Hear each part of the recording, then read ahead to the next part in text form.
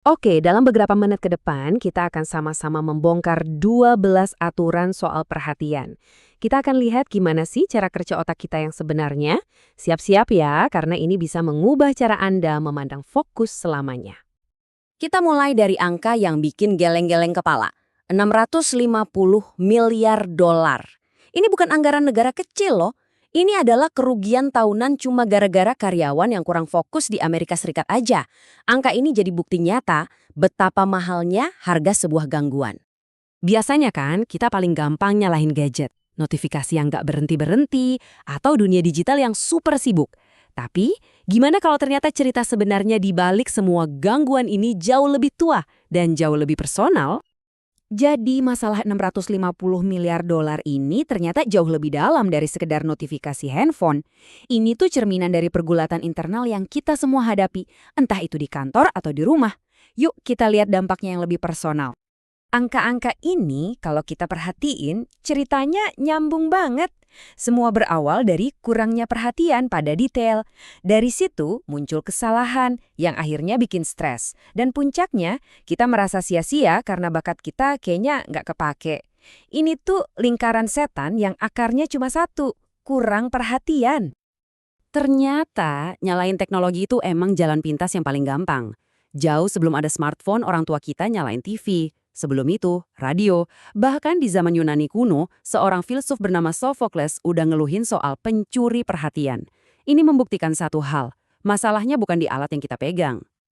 Nah, ini yang membawa kita ke ide utamanya. Penyebab sebenarnya dari semua gangguan kita itu bukan ada di kantong celana. Penyebabnya ada di dalam sini, di dalam kepala kita sendiri, di dalam sistem operasi bawaan otak kita. Jadi, kalau bukan gadget, terus apa dong? Jawabannya ada di dalam kepala kita. Yuk kenalan sama zombie internal yang diam-diam mengendaliin hampir sepanjang hari kita.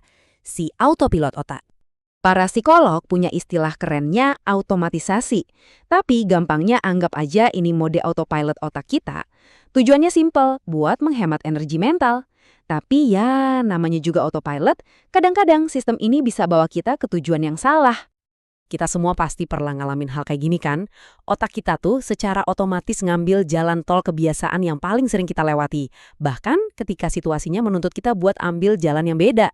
Nah, inilah dia, otomatisasi lagi beraksi. Dan inilah trik paling jago dari pikiran kita. Dia bikin kita merasa pegang kendali penuh, padahal sebagian besar waktu dia jalan pakai mode autopilot. Sistem hemat energi ini emang efisien banget, tapi di sisi lain, inilah sumber dari semua kesalahan, kelupaan, dan gangguan kita. Tapi, ada kabar baiknya. Kita nggak berdaya kok melawan si autopilot ini.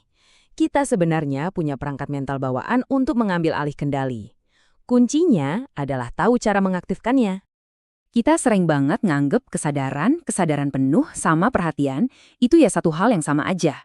Padahal, rahasia buat ngendaliin pikiran kita adalah dengan paham kalau ketiganya itu alat yang berbeda dan kita harus belajar cara pakainya satu persatu.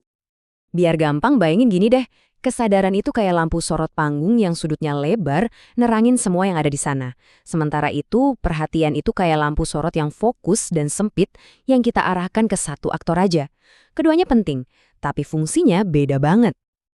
Oke, kita udah tahu masalahnya dan kita udah punya alatnya. Sekarang waktunya beraksi. Yuk kita pelajari langkah pertama untuk jadi CEO, bukan lagi cuma penumpang dari otak kita sendiri. Nah, ini dia perubahan fundamental yang harus terjadi. Kita harus berhenti jadi penumpang di dalam pikiran kita sendiri dan mulai ambil alih kemudi sebagai CEO otak kita. Ini langkah untuk merebut kembali kendali. Perintah sederhana ini adalah tindakan pertama kita sebagai CEO. Ini semacam deklarasi niat. Kita ngasih sinyal ke otak kita bahwa kita akan terlibat secara aktif dalam keputusan-keputusan otomatis yang biasanya dia buat sendiri. Nah, yang luar biasa adalah otak kita itu nggak bisa bedain mana latihan di dunia nyata, mana yang cuma visualisasi di pikiran kita. Jadi, dengan secara mental memutar ulang respons yang kita inginkan, kita secara harfiah mulai melatih ulang sirkuit otomatis di otak kita. Keren kan?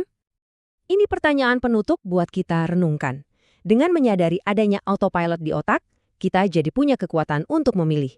kita bisa mulai memutuskan kapan kita yang mau pegang kendali dan kapan kita membiarkan si zombie internal kita mengambil alih. Pilihannya ada di tangan kita.